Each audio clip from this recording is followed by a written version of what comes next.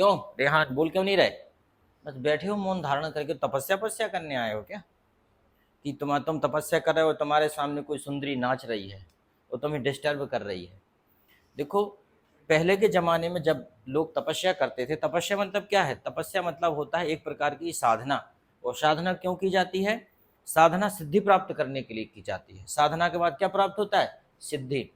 तो तुम देखना, जब भी तुम जीवन में कोई बड़ा काम करोगे तो वो भी आप एक साधना कर रहे हो। पढ़ाई भी एक प्रकार की साधना है। और साधना से फिर क्या प्राप्त होगा? सिद्धि। मतलब साधना करोगे तो आपको नौकरी मिल जाएगी, साधना करोगे तो आपको अच्छा बड़ा बिजनेस कर लोगे, आपके अंदर ज्ञान हो जाएगा। आज बागेश्वर वाले बाबा क्या करते हैं भाई? लोगों की मन की बातें बताते हैं, उन्होंने भी सीखा है।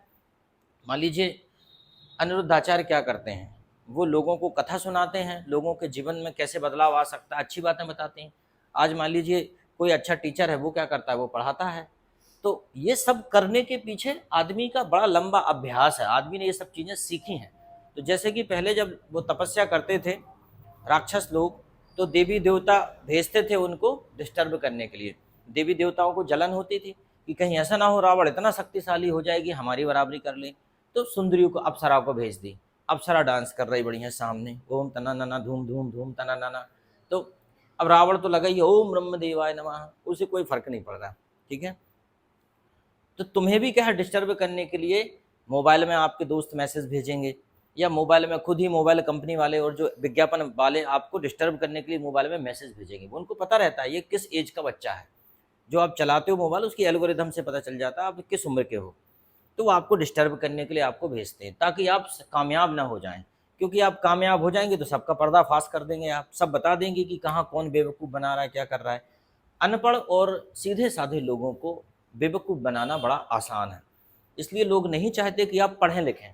तो जो भी आपके पढ़ाई में जो व्यवधान पैदा होते हैं, वो लोग दरअसल जानबूझ के करते हैं ताकि आप आगे ना बढ़ पाओ। क्योंकि अगर आप उनसे ऊपर निकल गए तो आप फिर दुनिया की नहीं सुनोगे, ना फिर नेताओं की सुनोगे, ना फिर सरकार की सुनोगे, और ना फिर तुम किसी दूसरे बड़ों की सुनोगे, क्योंकि आपके पास बुद्धि आ जाएगी खुद की।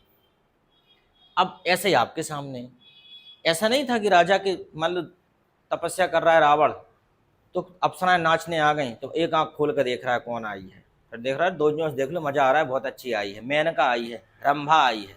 ठीक है, ऐसा नहीं होता था। वो तो लगे रहते थे, कभी आग बरसाते थे, पानी बरसाते थे, लेकिन उनको फर्क नहीं पड़ता था। और तुम लोग क्या करोगे? अगर तुम लोग तपस्या में क्या पढ़ने ही बैठे हो, नीचे ही कोई आ जाए, छम छम की आवाज़, तुम क्यों किताब धरो, एक बोल एक नज़र देख लें कौन आया है, पहले ताड़ लें थोड़ा सा कौन आया, उसके बाद बात होगी। तो कहीं ना कहीं हम लोग तपस्या में बड़े कच्चे हैं, हमारी साधना भंग हो जाती है, हम कच्चे हैं। और अगर तुमने एक बार कहीं तपस्या कर ली, तपस्या इन द सेंस कॉन्सेंट्रेट होकर एक बार पढ़ाई कर ली, कोई आपको डिस्टर्ब कर रहा हो, कोई कितना ही सुंदर हो, कोई कुछ भी हो, कोई सुंदर गाना हो, कुछ भी, और आपको फर्क नहीं पड़ा, तो फिर एक ऐसा समय आएगा कि तुम ही इतने खूबसूरत हो जाओगे, मतलब क्वालिटी वाले हो जाओगे, कि लोग तुम्हारे ही अनुसरण करते हो, तुम्हारे घर तक आएंगे, बिना बुलाए आएंगे तुम्हारे पास। ठीक है, तुम्हें किसी के पास जाने की जरूरत नहीं पड़ेगी। तो ये बात है। इसलिए जब भी हम कोई काम करते हैं सीखने वाला, वो एक प्रकार की learning is not a learning, learning is a penance, learning is a तपस्या, लर्निंग इज अ साधना। उसे एज अ साधना करिए।